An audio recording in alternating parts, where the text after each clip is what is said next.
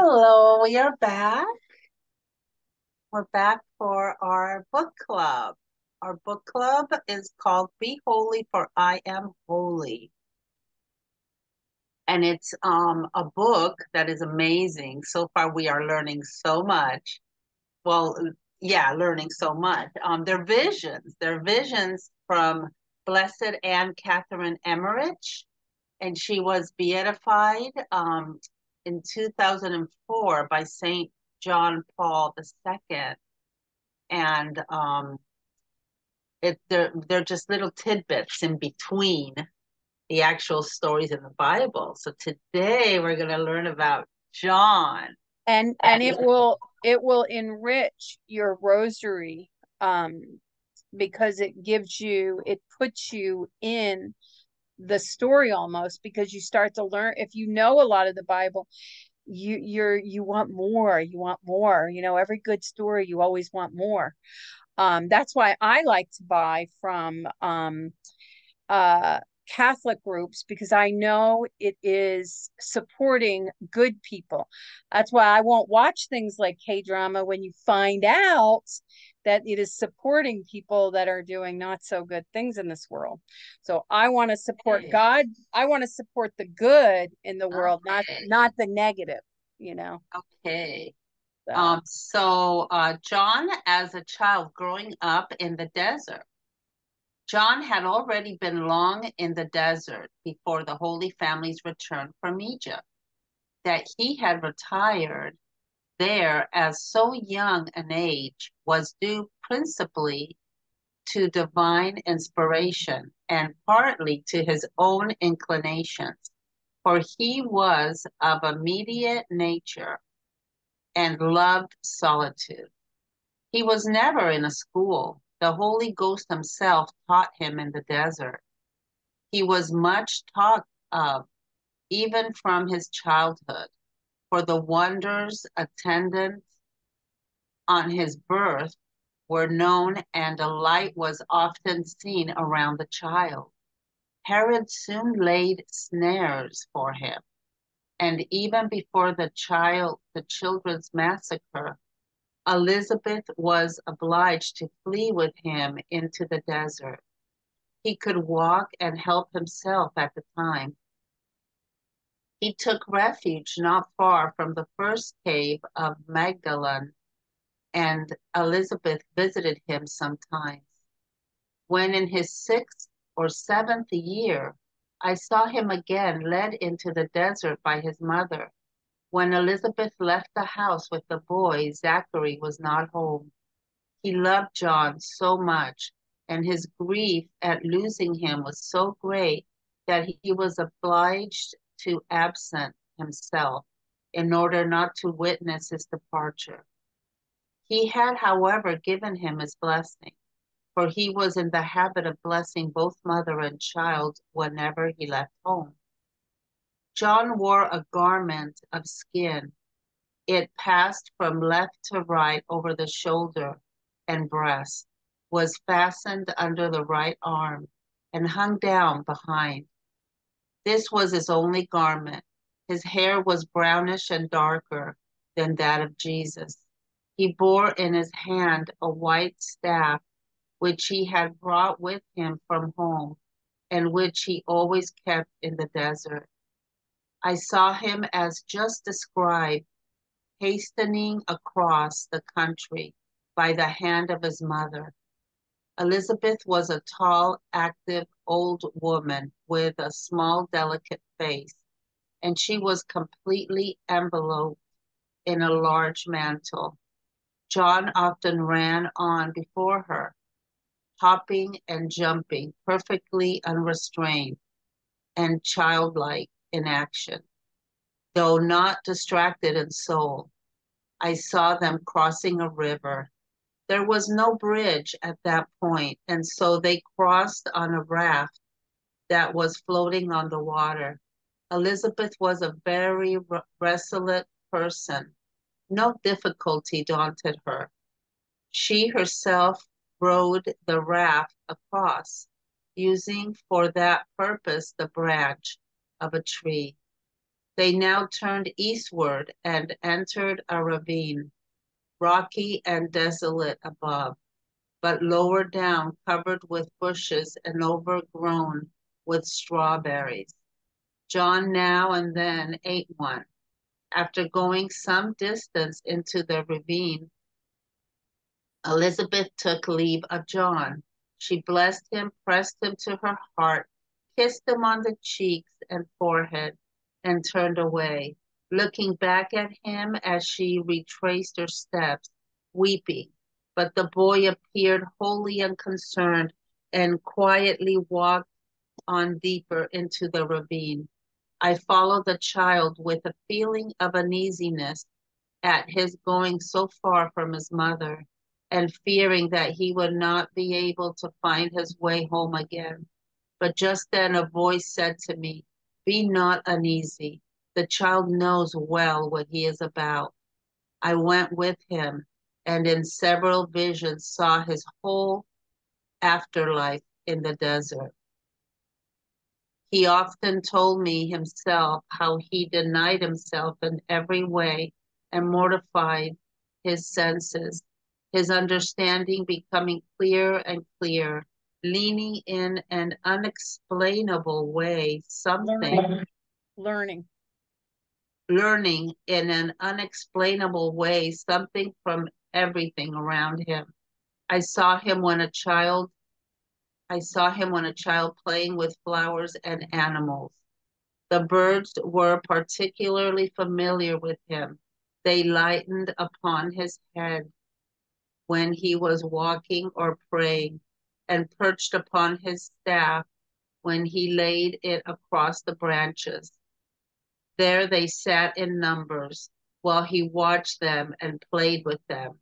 I saw him also going after other animals, following them into their dens, feeding them, playing with them, or earnestly watching them.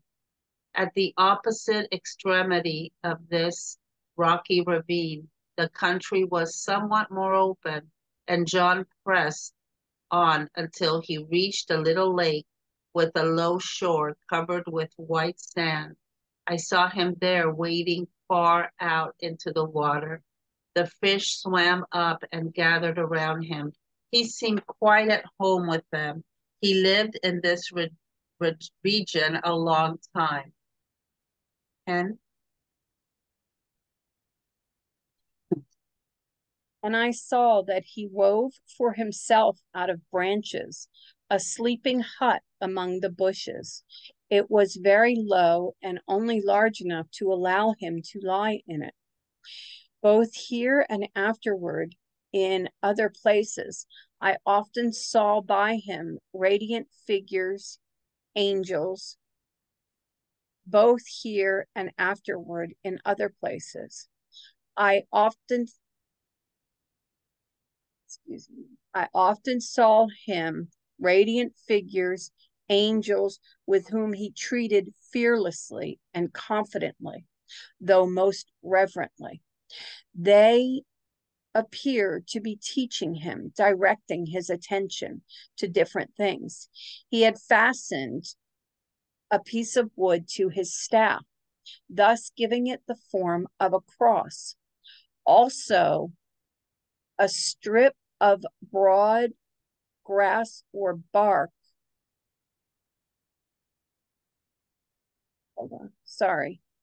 A strip of broad piece, grass or bark.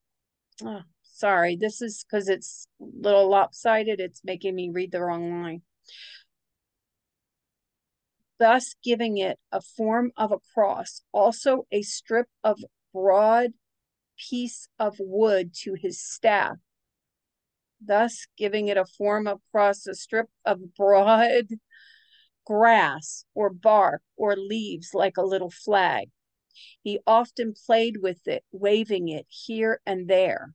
While he lived in this part of the desert, I saw his mother visiting him twice, but they did not meet at this spot.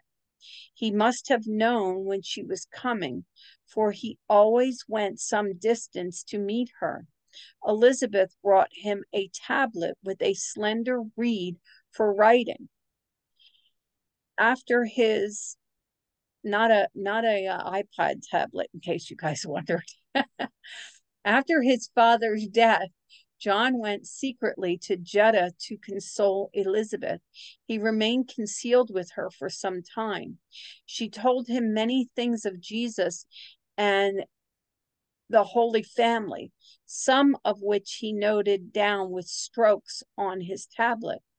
Elizabeth wanted him to go with her to Nazareth, but he would not. He returned again to the desert. Once, when Zachary had gone with a herd to the temple, he was set upon by Herod's soldiers and rudely maltreated in a narrow pass on the side of Jerusalem, nearest to Bethlehem, at a spot whence the city could not be seen. The soldiers dragged him into a prison on that side of Mount Zion, by which a later period the disciples used to ascend. Zachary was frightfully maltreated, tortured, and at last pierced with a sword because he would not disclose John's retreat. Wow. I never heard that. Elizabeth was at the time in the desert with John. He would not disclose. When she returned to Judah, he accompanied her part of the way and then went back to the desert. On reaching Judah, Elizabeth learned of the murder of her husband, and great were her lamentations. Zachary was buried by his friends in the vicinity of the temple. He is not that Zachary who was slain between the altar and the temple, and whom I saw at the time of the crucifixion with the other risen dead.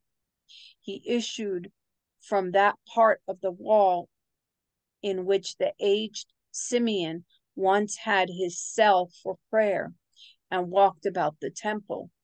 The last Zachary was murdered in a struggle that had taken many at the temple concerning the genealogy of the Messiah and certain privileges and places of individual families. Elizabeth's sorrow was so great, she could no longer bear to remain in Judah without John. Consequently, she returned to him in the desert. She soon after died there and was buried by an Assyrian, a relative of Anna the prophetess. The house in Judah, a very handsomely ordered one, was occupied by her sister's daughter. John secretly returned to it once after his mother's death, after which he buried himself still deeper in the desert, and thenceforth was altogether alone. I saw him, they don't say how old he was. I saw him journeying to the south around the Dead Sea, and then up the eastern side of the Jordan from wilderness to wilderness toward Kedar, and even toward Jesser. When he passed one wilderness to another, I saw him running through broad fields by night. He went to that region where long after I saw John the evangelist sitting and writing under the high trees. Under those trees grew bushes with berries, of which he sometimes ate. I saw him also eating a certain herb that bears a white flower that has 5 round leaves like a clover. We have at home herbs like them, only smaller. They grow under the hedges, and the leaves have a sourish taste. When I was a child, I used to love to chew them. I also saw them drawing forth from holes in the trees and picking. I used to love to chew them. I also saw, I'm sorry, I keep losing my place here. When I was a child, I used to love to chew them while minding the cattle off the solitary fields, because I had seen John eating them.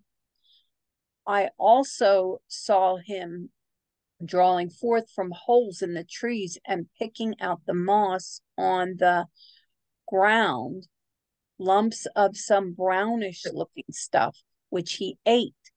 I think it was wild honey, for it was very plentiful there. The skin that he had brought with him from home, he now wore around his loins, and over his shoulders hung a brown shaggy cover, which he had woven himself. There were in the desert wool-bearing animals which ran tamely around John, and camels with long hair on their neck. They stood most patiently and allowed him to pull it out. I saw him twisting the hair into cords and weaving from them that covering which he wore hanging around them when he appeared among men and baptized. I saw him in a continual and familiar communication with angels by whom he was instructed. He slept upon a hard rock, and under the open sky ran over rough stones, through thorns and briars, disciplined himself with thistles, wore himself out working on trees and stones, and laid prostrate in prayer and contemplation. He leveled roads, made secret bridges, changed the course of well springs. I often saw him writing in the sand with a reed, kneeling and standing motionless in ecstasy, or praying with outstretched arms. His penance and mortification became more and more severe, his prayer longer and more fervent. He saw the Savior only 3 times face to face with his bodily eyes, but Jesus was with him in spirit. And John, who was constantly in the prophetic state, saw in spirit the actions of Jesus. I saw John when fully grown. He was a powerful, earnest man. He was standing by a dry well in the desert and appeared to be in prayer. A light hovered over him like a cloud, and it seemed to me as if it came from on high, from the water above the earth. Then a light shining stream fell over him into the basin below. While gazing on this torrent, I saw John no longer at the edge of the basin. He was in it, the shining water flowing over him, and the basin filled with a sparkling stream. Then again, I saw him as a first standing on the basin's edge, but I did not see him out of it, nor coming out. I think that the whole was perhaps a vision which John himself had had, and by which he was instructed to begin to baptize, or it may have been a spiritual baptism bestowed upon him in a vision. So we're going to read this other part here, guys, because Jeanette said it kind of goes with it. So we're going to read that. Feast picture of John the Baptist. I saw in the desert in which John dwelt a spiritual church rising up out of the water that flowed in streams from on high, from paradise, that floated in clouds and welled up in fountains. The church was immeasurably vast. It seemed to be symbolic of baptism, and it grew with the baptized. It was perfectly transparent like crystal. Ooh, like Teresa of Avila says. An octagonal tower arose from the interior and reached up far out of sight. Under it was a great fountain like the baptism fountain of John, which he had formed in the desert after a model shown him in a vision. In the tower grew a genealogical tree upon which appeared John and his ancestors. There was also an altar and a wonderful representation of John's conception, birth, circumcision, and life in the desert of the baptism of Jesus and John's beheading. Far up the tower, as if on a ladder reaching to heaven, were seen in admirable order the whole host of saints, the entire history of the promise and the redemption, and the abodes of the blessed, endless in number. High above all the rest hovered the Blessed Virgin in a mantle so wide as to cover all. All these representations were white and transparent, and now came immense crowds from all sides. Kings and people in all kinds of costume. They looked like nations that were migrating. Many passed by the baptism church and went into the desert, where there was no water of life. Many others entered the church and knelt down by the baptism fountain, of the side of which stood John, under the appearance that he presented as a child in the desert. He struck the water with his little staff and sprinkled it over them. And no matter how tall they were on entering the church, all that were thus sprinkled became small, but many only passed in and out of the church. Those who had become little ones, like unto those that enter the heavenly kingdom, ascended the high, wonderful tower on the ladder that reached to heaven. There were at the baptism holy godparents. The whole church, which appeared to be a building and still has formed on water, floated on high as if supported by a cord let down from heaven. Wow, what did you just say, Jeanette? What a beautiful vision. Oh my gosh. Right? Oh, wow. I And know. I mean, that's what heaven's going to be like, you know? I know. Something you never, ever in your life saw, you could ever even imagine. Well, you know what I like? Is that she's describing, like, have you ever seen I have one, my son gave me, of the mantle, Mary's mantle covering little people. So Yeah. people that are making these art things, I think, are getting images from her book. Yeah, I think so too. And she also talks about Saint Teresa of Avila, which she came about 200 or 300 years after Saint Teresa of Avila. So I wonder if she read Saint Teresa's of Avila's book, because about there's so many castle. others.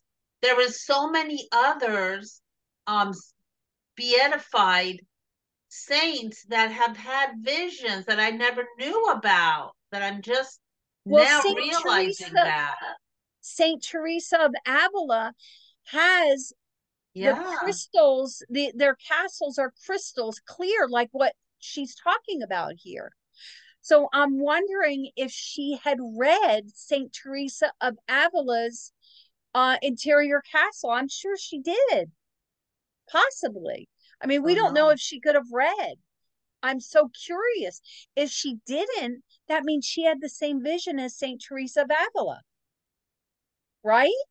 Yeah. Now let's get back to the beginning here. Like, that just so fascinated me. I had to mention that ahead. But look, John is growing up in the desert. Okay.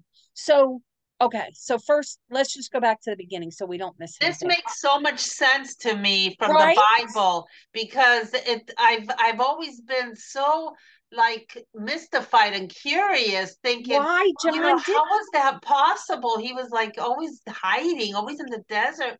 We know nothing about him, and this really helps. So maybe do you ever see modern day stories in the news where they say a child was born and was raised by wolf, and you kind of are like, what, in this day and age? Well, maybe back then, maybe there was no place for a young orphan, and nobody maybe saw him and paid attention that he needed to be taken care of.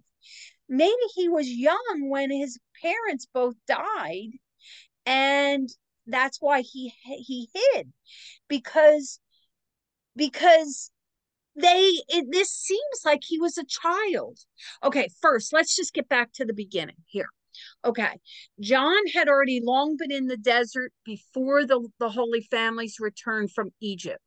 So that's why in the last story, they talked about Jesus going by and he saw it in a vision.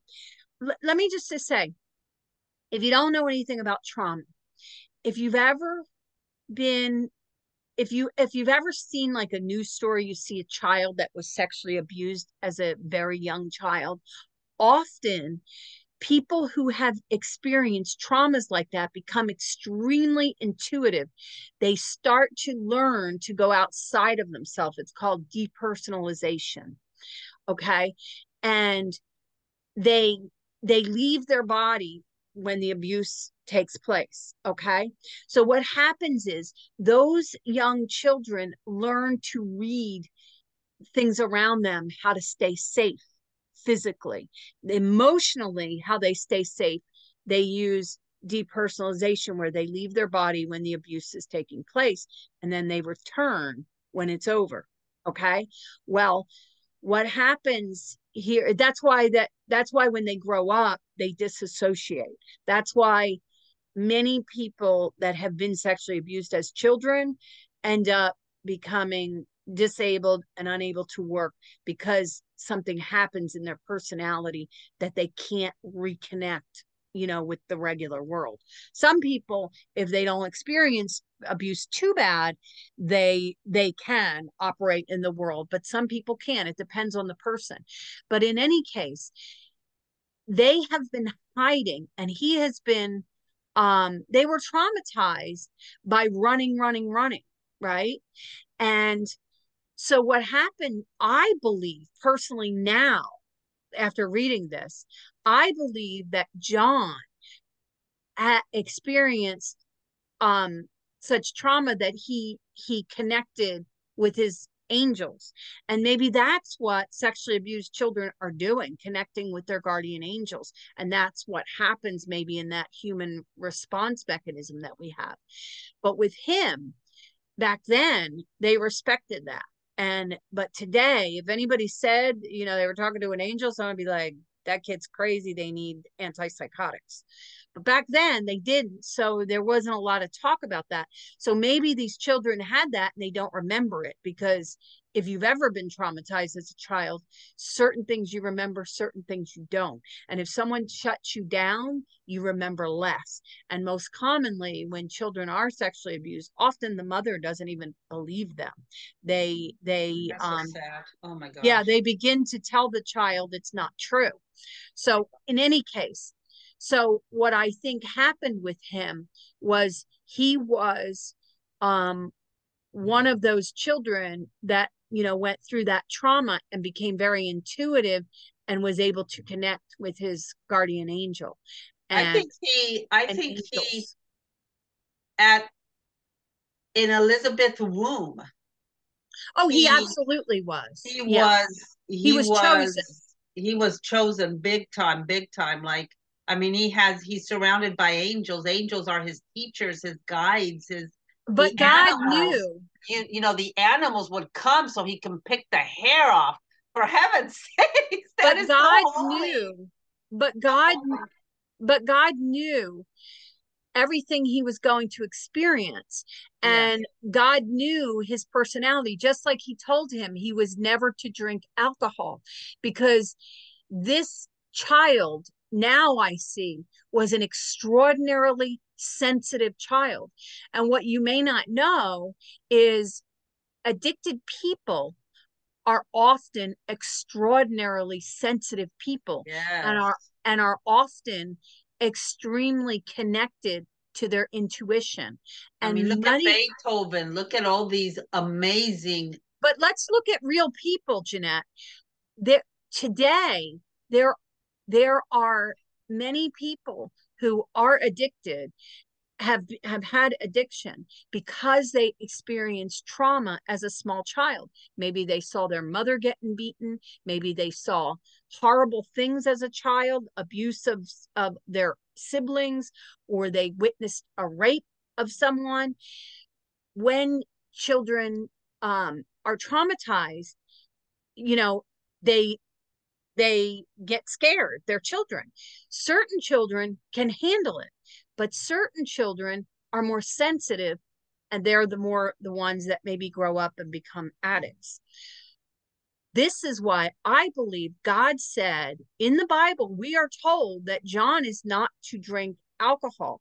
So this just tells us how relevant the Bible and books written from the 1800s can be to us people today. We need to learn to bridge the gap, because people say, oh, why do you read the Bible? It's myths, it's an old story. No, no, no. Everything is related to today. We are all human beings. These are people who experienced something at a different time period, but nevertheless, we're still human and experienced traumatic things just like we do now. Maybe it's different because, back then the society was different, but it's still relatable. Okay, so let's get back. So this is why he was able to see Jesus when he was very connected. What happens with abused kids is they often will know things that are happening around them. And then people will be like, how do you know that? They're like, I don't know, I just know. Okay. Yeah. So yeah. So here it is. He saw the last story we read. John came out of the cave and was jumping up and down and said, Jesus, the Savior was going by. He didn't say Jesus, he said the Savior was going by. I don't know that they kind of seem to know, but they don't. Like it goes the back. The angels told them. His angel companions told yeah, them. yeah. But sometimes it seems like they come out of it and he suddenly recognized Jesus as the one when he walks up to him on the baptism, if you don't remember in the Bible. Oh, yeah. Right? So anyway, so here we are. So he says that he retired there at so young of an age was principally due to divine inspiration and partly to his own inclination, for he was of a meditative nature and loved solitude. Okay, for someone who loves solitude, you're talking to right now, believe it or not. I need to be alone. That's why we didn't tape earlier this week. Some days my brain just shuts down and I can't deal with anybody or anything or even speak. That's what happens to me. So anyway, everyone's different. I'm the opposite. When I start getting really like this, I'm like, okay, I got to get out of here. I got to do something. I got to go. You need people. Yeah, yeah. Yeah, and everybody's different. But he retired at such a young age, principally to divine inspiration, meaning just what Jeanette said. He was called from the womb. But it says partly to his own inclinations. He didn't deal well with having to be hidden as a child, and the drama that was taking place and the fear that was around him. It was traumatic to his little sensitive soul.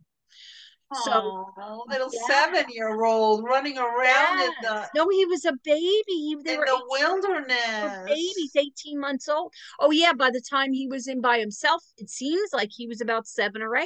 6, 7, running around in the wilderness. And Herod.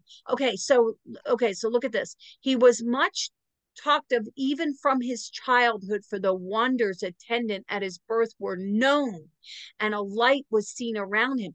He was, do you know how they say fame today? If you look at the people like the Kardashians and the one daughter said, I'm not supposed to be famous. It is traumatizing to some people.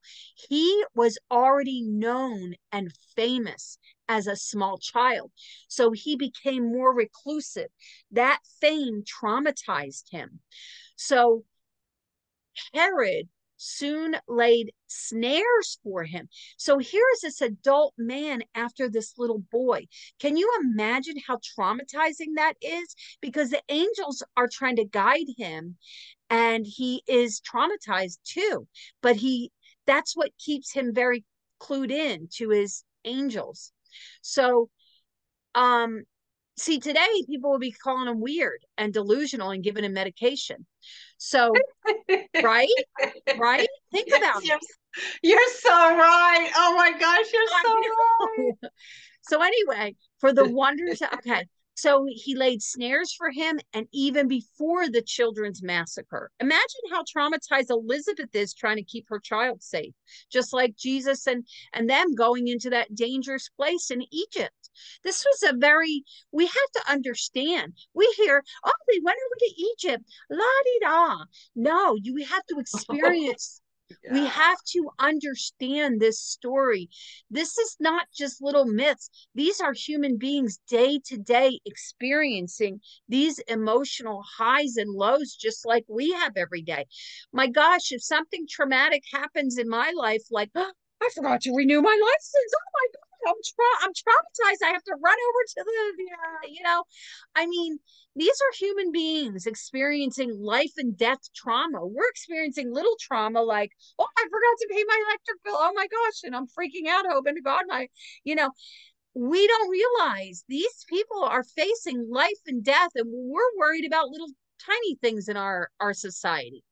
Okay. So Elizabeth was obliged to flee with him. And he took to refuge not far from the cave of Magdalene. And Elizabeth visited him sometimes. She left her child in a cave. No wonder the kid became so, it's just so weird. I think she also had divine intervention. She had to have like somebody guiding her in her dreams, or angels or something, to tell her what to do, and so that she would be able to physically do it. Because maybe who would just leave a child just like that? I mean, she had to have God talking to her somehow. Yeah, maybe her angels were guiding her because they knew he would be alone. That's what I think. At least, yeah. So that makes sense when you think about it. And at least when she did come back, he learned to feel safe, even though thinking his mom was not too far, until she died. But anyway, go ahead. I'm sorry. Yes. It's like in here, it also says in a piece somewhere, I heard you reading it, it says that she, like when he was so little, Aunt Catherine herself was like, oh my gosh, what's going on? And somebody in her vision told her, it's okay. Yes. He's going under guidance. It's okay. So what Anne heard herself when she was watching the vision, she was really in the vision, like, oh my goodness, what's going to happen? That intervention of God said consoling it's going to be okay. And that is God speaking to us. If we just allow him, we just quiet ourselves. I'm going to be definitely quieting myself on Wednesday when I have to go under surgery, going, Lord, please. Oh, is it Wednesday? Okay. Yeah, this Wednesday. So well, you have to let me know when you need me for your mom. Yeah, it's no surgery, guys. They said it's nothing. It's okay. But man, it's a big deal they're doing over it. You're still going under anesthesia, Jeanette. So yeah, they're going to go in there and clear out all my sinuses. It's a rhino something or another. Anyway, but back to that, that's when, if you stop yourself and you pray and you wait for someone to answer you, we might also get it. We're too much in a hurry in life. What is it that the Bible says? Thank God when good things happen, and thank God when bad things happen. And that sounds so bizarre, but I'm going to tell you something. I have experienced some bad things, and although I don't like what happened to the certain people in it, I'm glad something happened that was very traumatic, because not the bad effects of it, but it brought me close to God. The negative things are the things that teach us the most. And that is why suffering is necessary in this world. When people say, well, why does God allow suffering? Because we come into this world to be sharpened and developed. So anyway, so here Elizabeth is, leaving him, and he's alone in a cave, when in his 6th year he saw him led again into the desert by his mother, when Elizabeth left the house and Zachary was not home. He loved John so much, and his grief at losing him was so great, he was obliged to absent himself in order not to witness his departure. See, they must have been being told, Jeanette. Oh, yes. You know, who would do this, you know? I 100% believe that, yeah. Yeah. And he had, however, given him up his blessing, for he was in the habit of blessing both mother and child.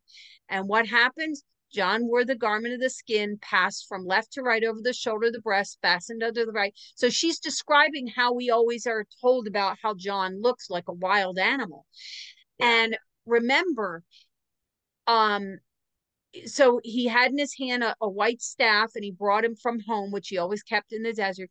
He saw him going across with his mother, and here's Elizabeth. We now learn Elizabeth is very tall and old and very, you know, like Elizabeth and I both have small faces, and my grandson has this big, huge, round face, and I'm like, and my son has a small face like I do, and I'm like, where does he get this big face? He gets this huge face from his mother. They have these big, round faces.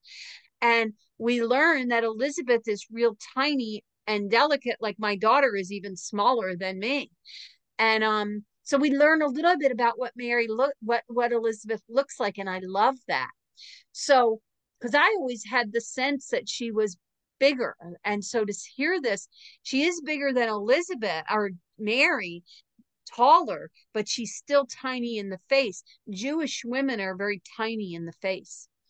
Okay, so here she sees she was completely enveloped in a large mantle, like Mary wears a mantle, so does Elizabeth.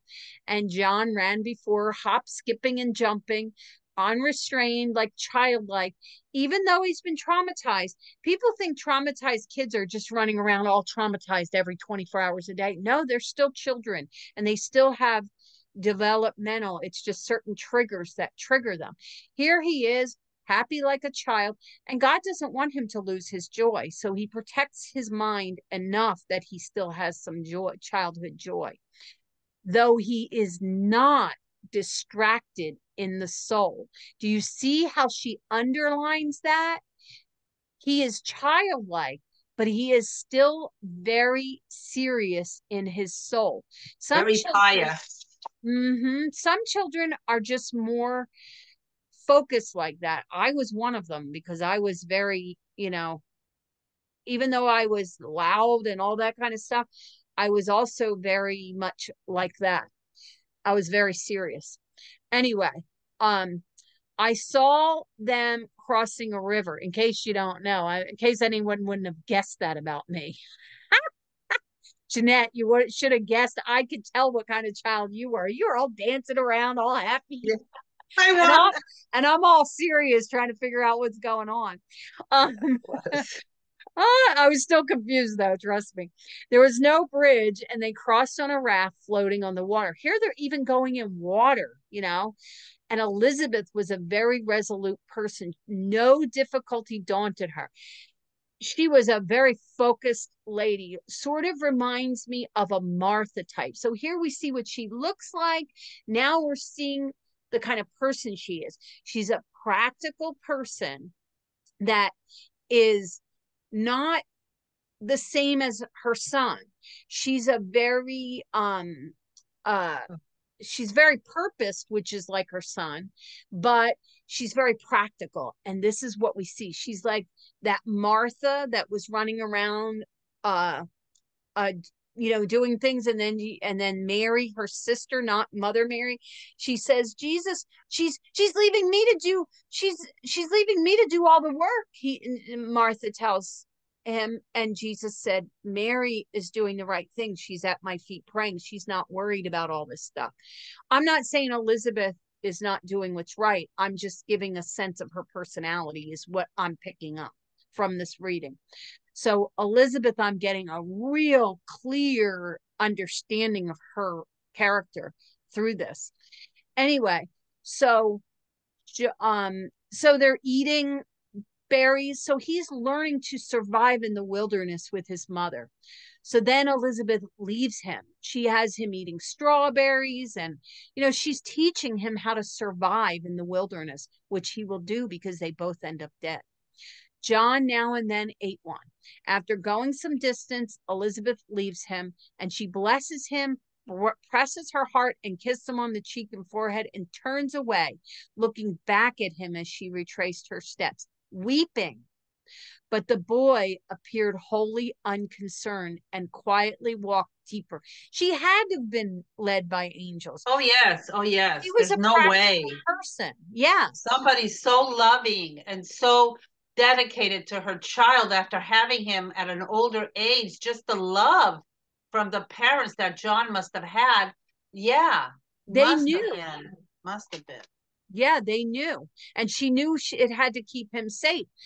It's just like when Solomon says, who's the real mother? The mother that wants him cut in half, or the mother that wants him whole and gives him to the bad one? Exactly. That's how she is, because she's a very practical person. Even though she is hearing from her angels and all that, she's a very practical person. So, like, these are very special people. My gosh. So it says, but the boy appeared wholly unconcerned. He wasn't scared. So his trauma did not have him scared. She was teaching him from a young age, and he quietly walked deeper. And I followed, meaning Anne Emmerich in the vision, followed the child with a feeling of uneasiness. This is what Jeanette was talking about, as he was going far from his mother and fearing he would not be able to find his way home. But then, as Jeanette said, the voice told her, be not uneasy. This is why sometimes things happen that we think are absolutely inappropriate. Some very practical people are like, this is very inappropriate and I don't care what, this should not be. Those are the kind of people that are like the Pharisees. But right, or Jeanette, Pharisees and Sadducees. Sadducees are the good, and Pharisees are the ones. Okay. The Sadducees are the ones that are more into the money. Okay, so then the political. Okay, so then the Sadducees would be the ones saying it's inappropriate and wrong, but the Pharisees would be, we're following God. Gotcha. Okay. See, I always mix those two up.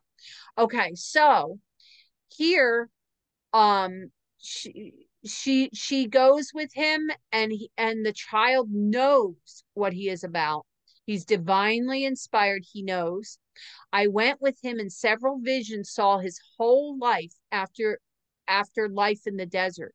He often told himself how he denied himself in every way and mortified his senses, his understanding becoming clearer and clearer.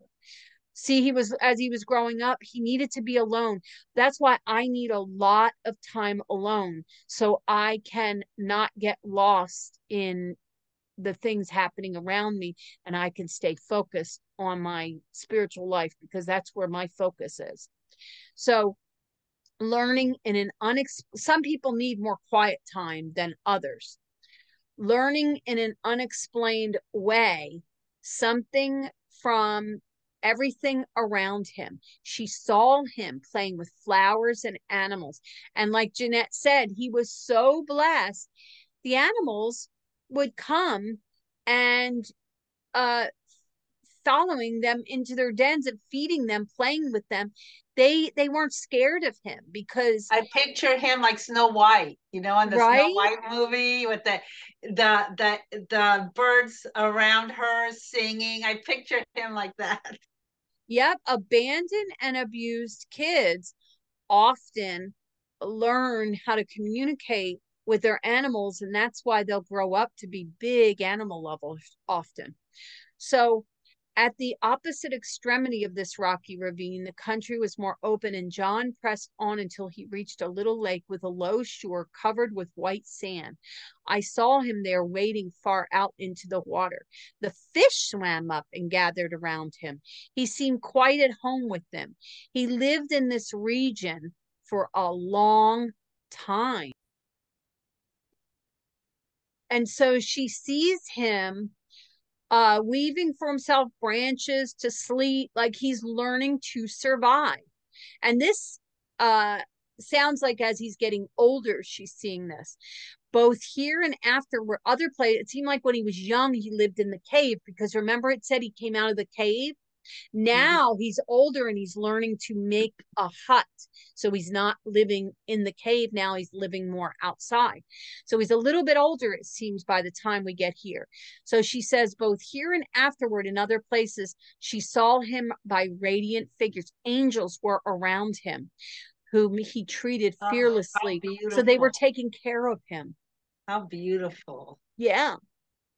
That's why we have to learn to listen to our angels, guys. They appeared to be teaching him and directing his attention to different things. He fastened a piece of wood to his staff, gave it in a form of a cross. And she says he does this like little leaf and a little flag. And he's often playing with it, waving it here and there. So he's still like young teenager, maybe. I don't know. You have to share this with our MPB group, with our angel group that we're doing the study, because it's amazing how the guiding of the angels are in John's life. Right. So this is perfect to share with them. Mm-hmm. While he lived in this part of the desert, she saw his mother visiting him twice, but they did not meet at this spot. He must have known when she was coming, for he would always went some distance to meet her. Elizabeth brought him a tablet with a slender reed for writing. So she knows he's learning to live alone. And by the way, that's not an iPad tablet. She doesn't know through email that he's coming. He just knows by his angels, I guess. After his father's death, John went secretly to Judah to console Elizabeth. So he knew his father died. So she told him many things of Jesus and the Holy Family. Divine intervention again. Mm-hmm. Some of which he noted on his tablet. Elizabeth wanted him to go with her to Nazareth, but he would not. He returned again to the desert. So it seems like he's a little older now. So once Zachary had gone with a herd to the temple, he was set upon by Herod's soldiers and rudely maltreated in a narrow pass near us. So this is where they drag him and they beat him up and they pierce him with a sword, because he would not say where John was. So John's still young, but not that young, it seems like. So Elizabeth went at a time in the desert with John, and she returned to Judah. He accompanied her, went back to the desert. So see, she had to leave him so that she could, I guess, give him supplies. Then Elizabeth learns of the murder of her husband. So Zachary, who we hear about in the Bible, what losing his voice because he laughed or something, Jeanette? No, yeah, he lost his voice because he was doubting, and he was like saying, this is crazy, this is not going to happen, and also because he laughed and he was. But that wasn't, was that John or was that Isaac? No, that was Zachary, because he didn't believe that she was going to get pregnant. Okay. Elizabeth, remember Elizabeth? Yeah, got pregnant and stuff. Why am I getting that confused with the Isaac one? He was also, because Isaac's name means laughter, because Sarah laughed also when the same kind of thing. It's a parallel from the old. That's why I'm getting confused. Yeah, it's the parallel, because Isaac was going to be born, and they said to name him Isaac because of the laughter. Because Sarah was 90 and Abraham was really old too. I guess Abraham and Sarah. Yeah, that's who I was thinking. Abraham. And so that's why. So that's another parallel, guys. Old and New Testament. Yeah, no wonder I got that confused. See, that's why I love Jeanette. She always helps me out of my little confusions there. Okay, so here we are, and Zachary's buried, and he's not the Zachary that was slain at the crucifixion. She clarifies that to make sure that doesn't get confused, because that's another Zachary we'll learn later about. Yeah. And so this is interesting. She starts The last okay. Elizabeth's sorrow was so great she could no longer remain in Judah. And you know, if that's ever happened, if you've ever had a trauma in a certain area, you just got to get out of there sometimes. That's what it sounds like with her, for her. So she soon after died. Often a couple, they'll die within a year of each other, even if they're like 10 years apart. You'll notice that.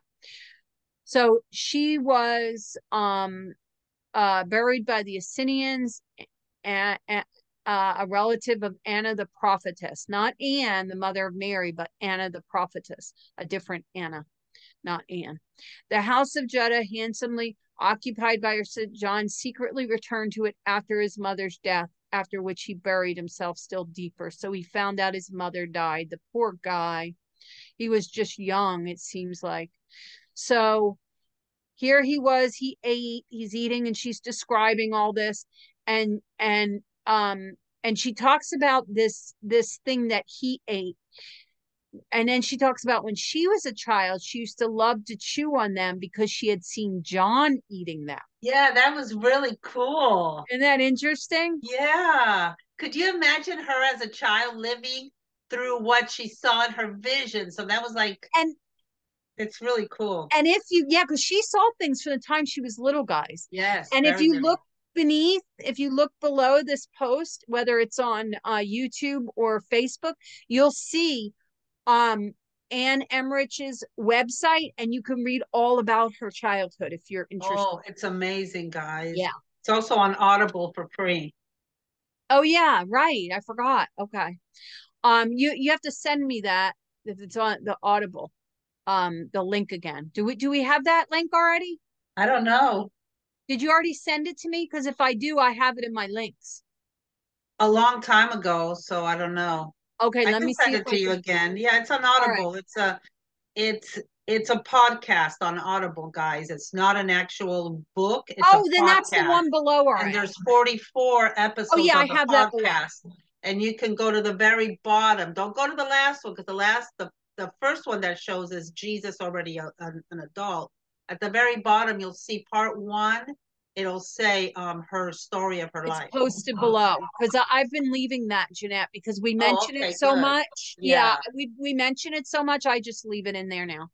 So okay, so here she is eating this stuff that John and the skin that he brought home, he had woven himself there from the, remember when animals go by scent a lot. So when he's taking this hair and weaving it for the friendly animals, it keeps him safe from the other animals, because they think he's an animal because of the smell. They start to get comfortable with him because he has that smell around them. Okay. And also he was divinely protected. That kind of helps. Yeah, and that's the other thing. So yeah, but divinely, he's told to do that so he would be protected. Exactly. So it's all intertwined, just like the hair is all intertwined. Yes. So she saw him in continual and familiar communication with angels. This isn't just a few times a dream. No, he's in continual. He's being taught by them. Like these figures are around him, and he's literally paying attention to them. He can see them. He can hear them. He lays prostrate in prayer and contemplation. And what's he doing? He's also doing the physical things. He's leveling roads. He's clearing things for people. And he's standing motionless in ecstasy, praying with prayer longer and more fervent. This is what we have to do when we go in adoration. I signed up on Thursdays. I'll be doing adoration 2 to 3, which Jeanette, when I go to my daughter's the first week of September, I'm going to ask you to fill in for me at adoration, just 1 hour. It'll be the first week of September on a Thursday, 2 to 3. I was going to ask you if you could do it. 2 to 3. Okay, I'll try. It'll be September like 5th, I think. I'll tell you when it gets closer. Okay. Anyway, so here when we're doing adoration, which we go to the Chapel of the Holy Angels, it's doing 7 to 7, but they still need more people. So if you're near Annunciation, please, we need a couple more people to give an hour a week. Okay, so anyway, he leveled roads and sands. So here he is. and he saw the Savior. That means he saw Jesus only 3 times face to face with his bodily eyes. Well, that's good. That means that he But did see him, because that's another question that I've always had answered. Did he see Jesus as he was growing up somewhere, somehow? but And yeah, Jesus was with him in spirit.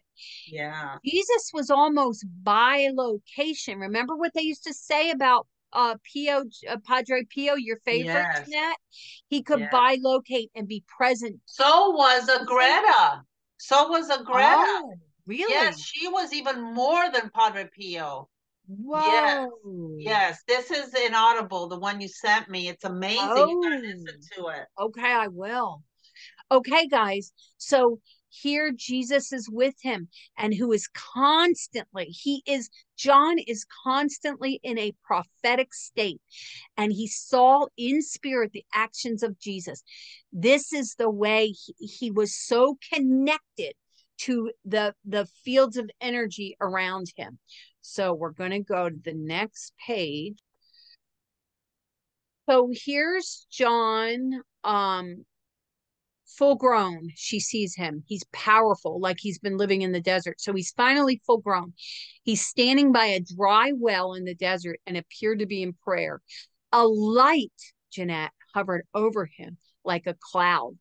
And it seemed to me to come from on high, the water above the earth. Then a light streaming fell over him into the basin below. While gazing on this torrent, she saw John no longer on the edge of the basin. He was in it, shining water flowing over him. And then she saw him again standing at the edge, but she did not see him out of it nor coming out. She said, I think that the whole vision John himself had, and by which he was instructed to begin to baptize her, have been right there. That's the vision where he is told, like, because we could never figure out, why is he doing the baptizing? What told him? This is it. It was a spiritual baptism bestowed upon him in one of his visions, she believes. Very interesting. So here we go to the next part. Jeanette wanted us to read this because it was so short. So we went on to the feast picture of John the Baptist. So she sees him in the desert in a spiritual church, rising, floating on clouds, welling up in fountain. It's symbolic. It will be a symbolical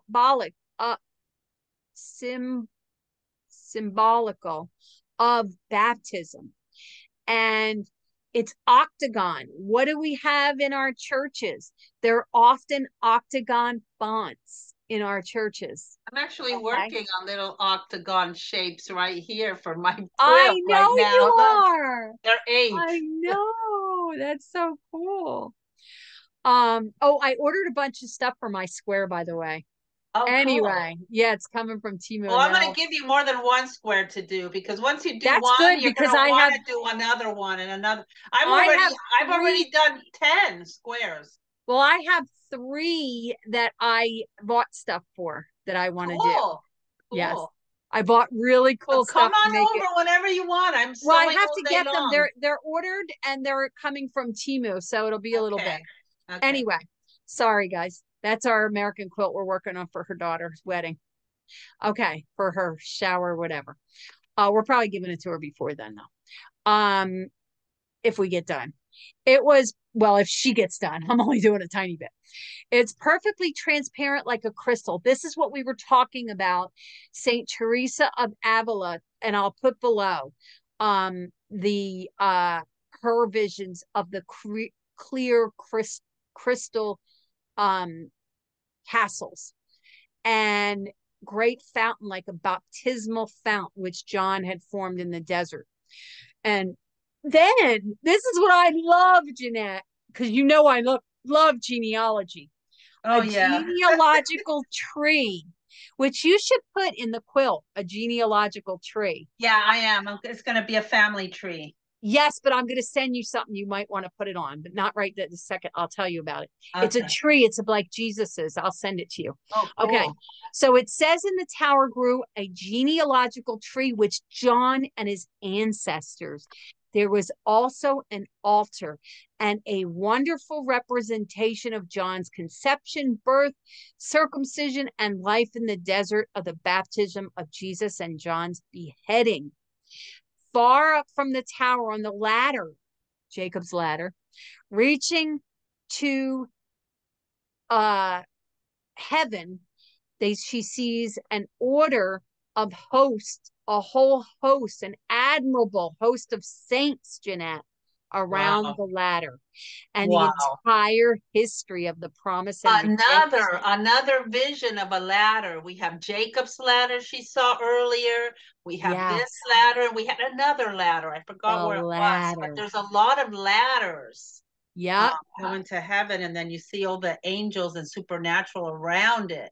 And what happens? Which is always there, guys, but we just can't see it. But they're always there.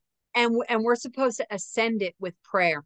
And the abodes of the blessed, endless in number, high above all the rest, hovered the Blessed Virgin in a mantle so wide as to cover all. Just like the statue, I'm telling you, people are getting their artistic visions from her somehow, whether they're reading it or it's just in the consciousness. So all this representation were white and transparent. And now came immense crowds, kings, people in costumes. They look like nations that were migrating, passing the baptism church, and went into the desert where there's no water of life. Many others entered the church and knelt down by baptism, and by the side of which John. So all these saints are meeting in desert in this vision. He struck the water with his little staff and sprinkled it over them. So here he is, sort of becoming like a pastor almost. But many only pass in and out of the church. He's sprinkling them, like blessing them, like, baptizing them. These saints who had become little ones, like those to enter the kingdom of heaven. It's almost like he's baptizing the ones that maybe hadn't been baptized before they went into heaven almost.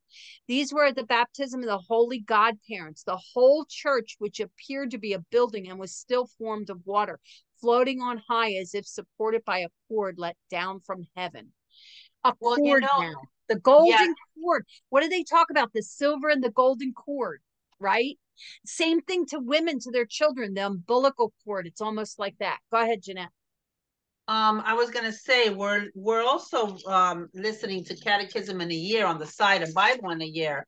And right now in Catechism in a Year, well, not right now, it was like 3 or 4 days ago, but they were talking about baptism a lot. I mean, it's in there a lot. And they were talking about how there's so many different forms of baptism, how there's also baptism of blood, desire, and baptism of desire, which means people that weren't able to get baptized, but in their heart they are, because they believe. Well, maybe they're the ones the ones he's splashing. So there is such a thing. What's the one by blood?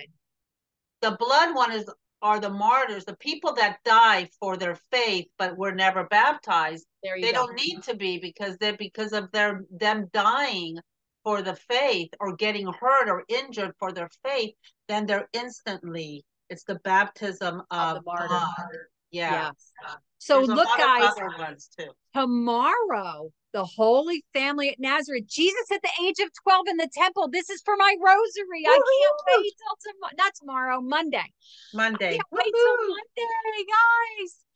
And Jeanette, you're going in for surgery on Wednesday. Yes, so Wednesday. We'll be doing Monday and Tuesday next week. We will only be doing 2 days next week because she has to recover. So we'll probably I'll probably be fine the day after. I mean, I might sound a little when I talk a little. Okay, so we might be doing Thursday. Yeah, because the only thing I can't do is bend over, but we can do Wednesday morning. My surgery's at 3, so we should be able to do so we'll do Monday, Tuesday, Wednesday. So we won't miss anything. Probably we'll be fine. Okay, she may need a break of Thursday and Friday, but we'll at least do Monday, Tuesday, and Wednesday. Yeah. But she, I hope not. You have to let me know when to come for your mom to give her bath. Well, I'm going to give her bath probably. I'll probably do it Tuesday morning after our reading. No, Wednesday. So that she'll probably last till probably Sunday or something, or Okay. Monday. She'll be Okay. fine. Yeah. So then I'll come up then and do Yeah, it. because she does her body and parts and stuff. So it's not like she's Right. active. No, She I'm just not sits there worried. all day. I'll be Yeah. fine. I've given Thank you. baths before.